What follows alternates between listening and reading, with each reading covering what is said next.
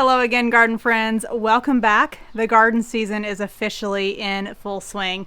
I've already been out working for a few hours today. I am a mess. It is hot and sweaty. I probably have dirt all over my face. I know I do, all over my hands.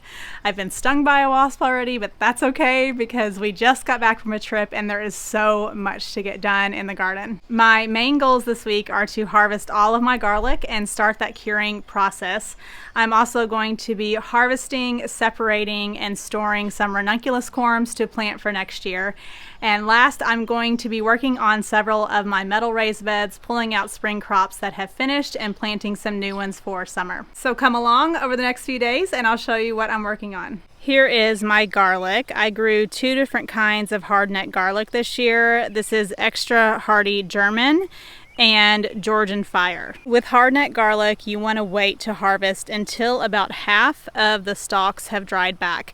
This is usually about 2 to 4 weeks after the scapes have formed. I like to store my garlic long term. I will also use this harvest to plant more in the fall.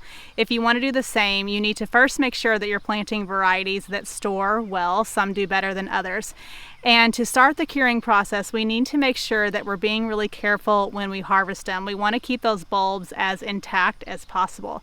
So we don't want to just yank the garlic up by the stem. Number one, that's really hard to do. The stem or the stalk might break off and you may damage that bulb. So instead, I'm going to carefully use a hand trowel and dig around them.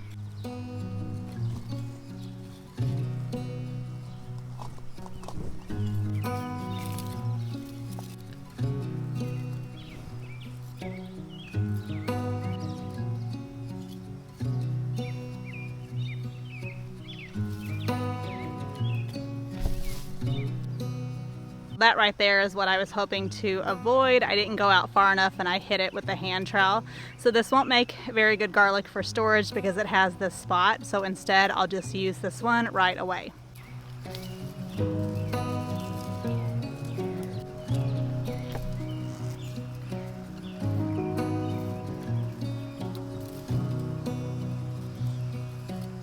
Welcome back and welcome to a rainy day. I'm actually between 2 rainstorms right now, but these are some of my favorite days to work in the garden, especially when I'm pulling out old plants and planting new ones because the soil is already loose, it's watered, and that cloud cover helps reduce transplant shock in those new plants. Today the goal is to pull out some of those spring crops that are finished and to plant some new ones. I don't like to have bare spots in my garden. Bare soil is open to erosion and nutrient loss, so I always like to have something growing during that entire growing season. This is ranunculus and clearly it is done. It does not like warmer weather, but they are beautiful when they're in bloom. So what I'm going to do is dig up the corms. That's the part they grow from.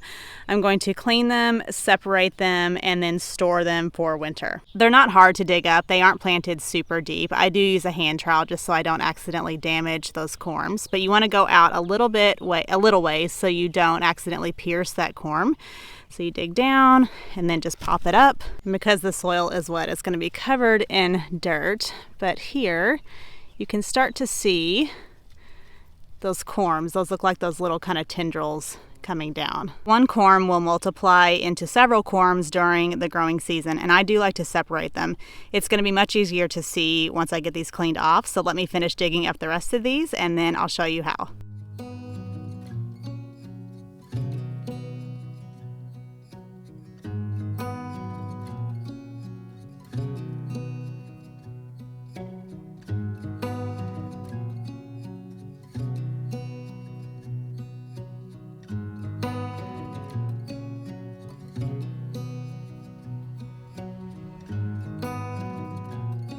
Here are all of those harvested corms. Now I'm going to clip off the stems and get them cleaned up. When I'm pruning these stems off, I like to leave about 1/2 inch to 1 inch of stem attached. It makes separating them a little bit easier. I also like to trim off some of these excess roots.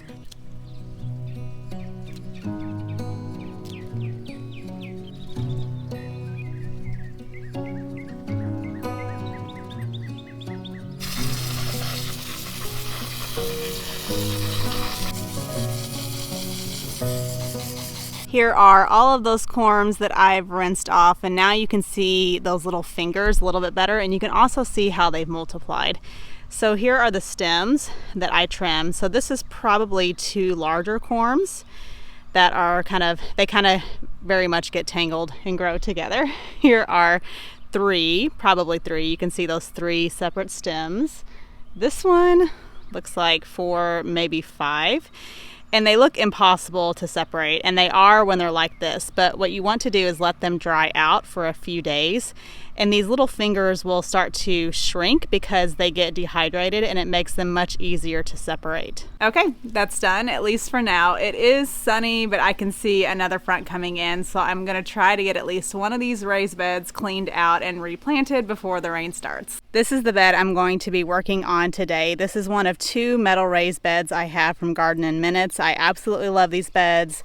They're metal, so they're long lasting. They're nice and deep, and they have these optional watering grids that make watering really, really easy. I have these on a timer, and they water the whole width and length of this bed. This bed was pretty much all spring vegetables, so I grew several kinds of lettuce, which I am shocked that it has not bolted yet.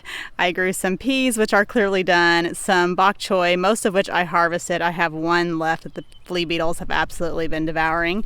And I also grew some green onions. These are actually going to stay in the bed. Even though this lettuce hasn't bolted, it's probably going to be bitter because it's so hot. A trick for bitter lettuce is to soak it in water, at least for a few hours, even better overnight. I also try to change out the water a few times, but it really helps to draw the bitterness out.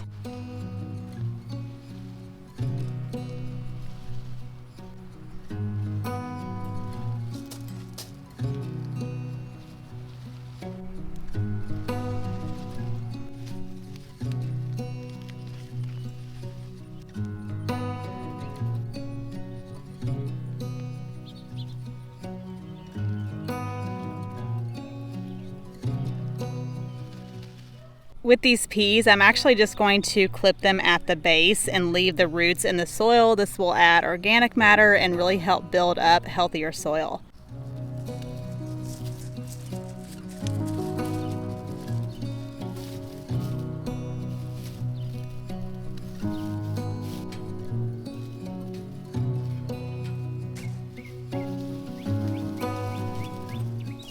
Okay, the bed is cleaned out except for those green onions. Because this is a fairly new bed with new soil, I am going to add an organic fertilizer between these 2 plantings to just help replenish things. I'm using Biotone from Espoma.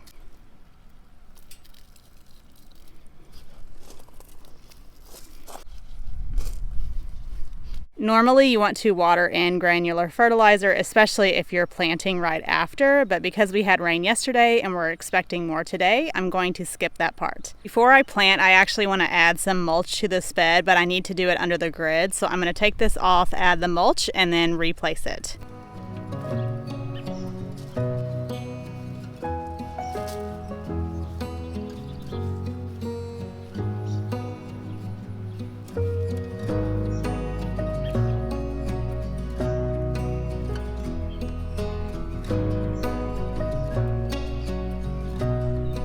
This mulch will help keep weeds down, help keep the soil cooler, and the plants a lot happier. Here is what I'm planting today. I have 2 Gerbera daisies. I have 3 tiny Tom tomatoes. This one's really small. I don't know how well it's going to transplant, but that's okay because I really just wanted 2 in this bed, so 3 would be a bonus. It's okay if that one doesn't work. And these are a complete experiment. These are fingerling potatoes. I had some extra ones. I was doing a little grafting experiment that did not work out, and they've kind of just been sitting in these containers, and I've kind of forgotten about them. So we're gonna throw them in this bed and see what happens.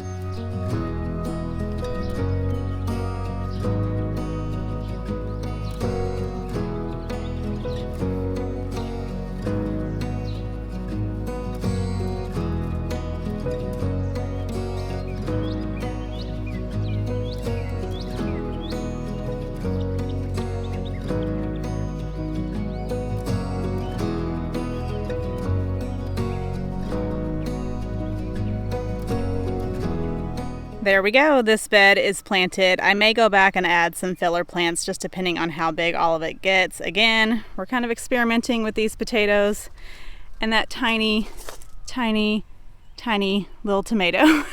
We'll see how it goes. If not, I have backups growing. Okay, ranunculus corms have been drying for a few days, so let me show you how to separate them. This looks like 2, maybe 3 corms. So what you want to do is just gently sort of rock them back and forth, very gently, because we want to try to avoid breaking off any of these little fingers. But gently just kind of wiggle, wiggle, wiggle, and pull. And there's 1.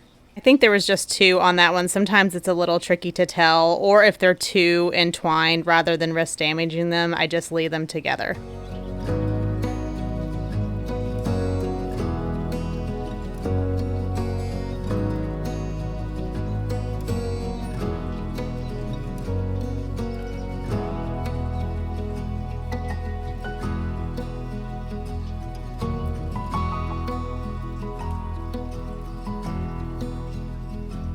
This one was pretty tangled. I actually broke one of those little fingers. So either I'll let this just stay together, or I'll give it a few more days to dry out and see if it's easier to pull apart then.